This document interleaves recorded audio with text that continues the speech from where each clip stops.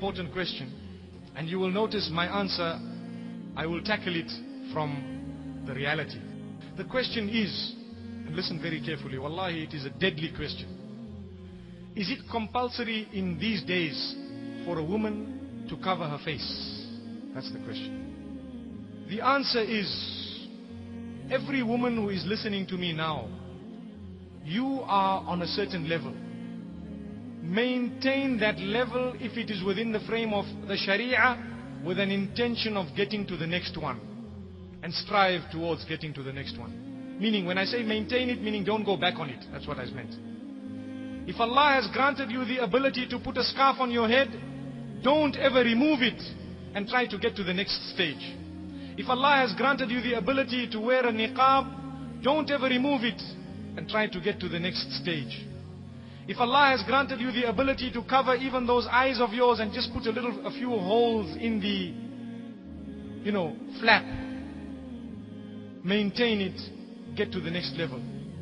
If Allah has granted you the ability to wear a cloak, maintain it and get to the next level.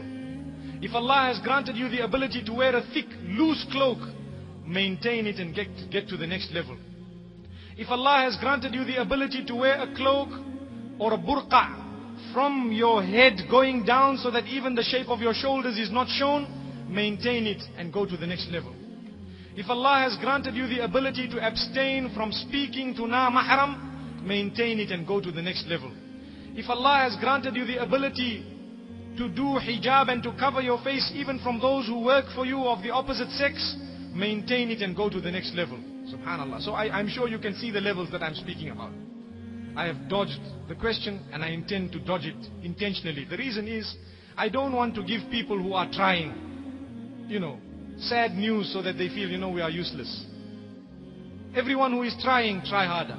There is no level that you can get to and say, you know what, now I've arrived.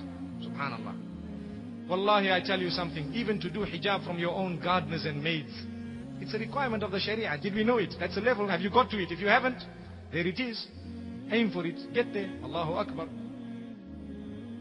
I know of a woman, subhanallah, a new Muslimah. She accepted Islam a few years ago. She has a swimming pool in her house. Wallahi, she will pack away everybody before she goes and swims. Subhanallah. Everyone is gone outside the gate and the yard. Out. Gone. Besides her and the females that are there. Wallahi, this is it. She won't speak to her maids. To her gardeners, those who work for her. That is a level. Though to speak to a male who is a stranger within the limits of the Sharia for necessity is permissible. You need to go to the doctor and speak to him. It is permissible within the limits. You don't become too friendly. Remember, the doctor's a good man. You are a good woman, but shaitan is not good. Wallahi. Same applies, you need to speak to Maulana. Maulana's a good man. You might be a good woman, but don't get too friendly. And this is why my policy is, and I'm mentioning it here today, my wife is actually seated here.